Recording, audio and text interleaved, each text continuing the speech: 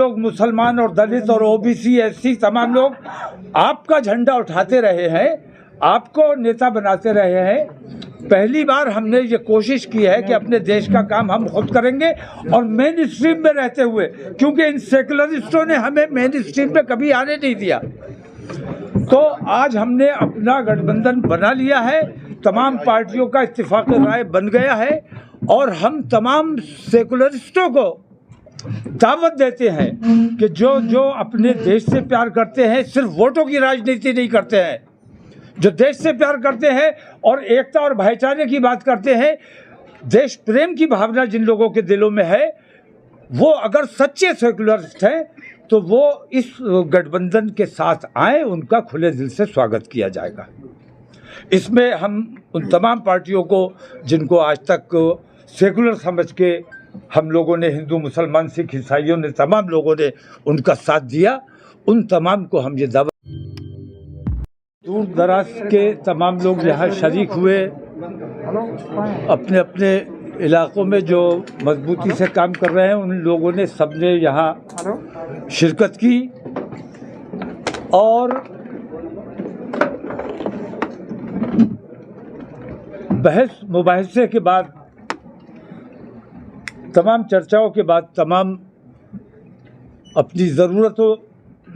पर गौर करते हुए तमाम लोगों का इत्तेफाक राय इस बात पर हुआ है कि भारतीय जनता पार्टी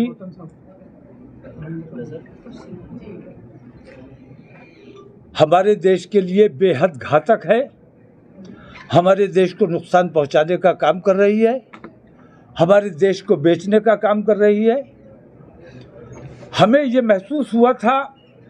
जब इंडी गठबंधन बन गया था तो हमें ऐसा लगा कि शायद इनको हराने के लिए एक मजबूत गठबंधन सामने आ गया है, लेकिन उस कांग्रेस की गलत पॉलिसीज़ की वजह से वो गठबंधन भी बिखरता हुआ नज़र आया और ऐसा महसूस हो रहा है इस वक्त कि भारतीय जनता पार्टी और आरएसएस जैसी ताकतों का मुकाबला करने की क्षमता किसी में भी नहीं है। तो तमाम जो अपने देश से प्यार करते हैं, जो देश का नुकसान बर्दाश्त नहीं करना चाहते, वो तमाम लोग आज जमा हुए और सबका मुत्तफ़क़ा फ़ैसला ये है कि जो काम हम इंडी गठबंधन से लेना चाहते थे वो हम अपना एक मजबूत गठबंधन बनाए और वो आज इत्तेफाक राय से बन गया। हमारा अपना मुत्तहिदा महाज कायम हो गया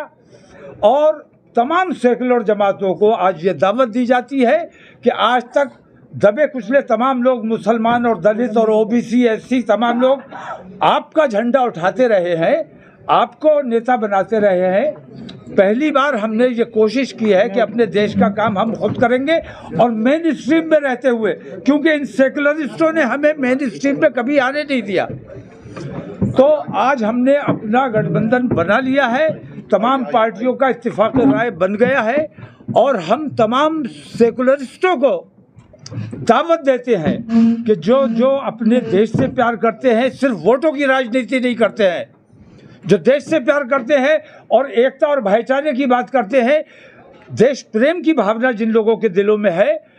वो अगर सच्चे सेकुलरिस्ट हैं तो वो इस गठबंधन के साथ आए, उनका खुले दिल से स्वागत किया जाएगा।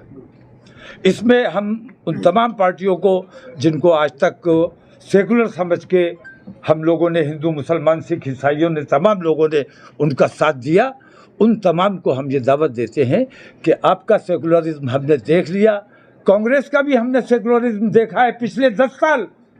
मनमोहन सिंह के हमने देखे हैं किन तकलीफ़ों से देश को गुजरना पड़ा है। रोज़ाना बम ब्लास्ट होता था, यही आतंकवादी करते थे, लेकिन किन लोगों को पकड़ा जाता था। नरेंद्र मोदी के 10 साल हमने देखे हैं, मनमोहन सिंह के 10 साल हमने एनडीए के भी देख लिए और यूपीए के भी देख लिए। अब हमें इनमें से किसी पर भरोसा नहीं है। हम अपने देश की बागडोर इन गैर जिम्मेदार हाथों में नहीं छोड़ना चाहते, इसलिए तमाम लोगों ने मुत्तहिद और मुत्तफिक होकर आज ये फैसला कर लिया है कि हमारा काम है, हमारा देश है, हमारे मसाइल हैं, हमारी दिक्कतें हैं, हमारी परेशानियां हैं, इनके लिए हम खुद जद्दोजहद करेंगे और अपने देश का काम करने के लिए जो हमारे साथ आना चाहे उसका खुले दिल से स्वागत है। बहुत शुक्रिया। ईवीएम के मौलाना, ईवीएम के देश में ईवीएम के जरिए जो बेईमानी की जा रही है, थोड़ी देर के लिए मैं चुनाव आयोग की ये बात मान लेता हूं कि ईवीएम से कोई बेईमानी नहीं हो रही है, लेकिन जब ईवीएम को पूरे देश की जनता चोर मान रही है तो उस चोर को हटा देना चाहिए, उस चोर को हटा देना चाहिए। मैं मांग करता हूं कि ईवीएम इस बार अगर ईमानदारी से काम करना है और तुम्हें अपने ऊपर ये इल्ज़ाम नहीं लगवाना है, हालांकि सच्चाई ये है कि आज कोई भी एजेंसी आज़ाद नहीं है, सबके ऊपर सरकार का दबाव है, यहाँ तक के चुनाव आयोग तो फिर बहुत दूर की चीज़ है, अदलिया मुल्क की जुडिशियरी जब दबाव में है और गलत फैसले करने पर मजबूर किया जा रहा है उसे, तो हमारे देश में की जो पूरी दुनिया में बदनामी हो रही है, जैसे अभी पाकिस्तान की बदनामी हुई, आप लोगों ने भी देखा होगा कैसा तमाशा उनका बना। ऐसा तमाशा हमारे देश का नहीं बनना चाहिए, हमारे चुनाव आयोग का नहीं बनना चाहिए। इसलिए ये ज़रूरी है कि आम मांग है कि ईवीएम हटाओ तो ईवीएम को हटाया जाना चाहिए।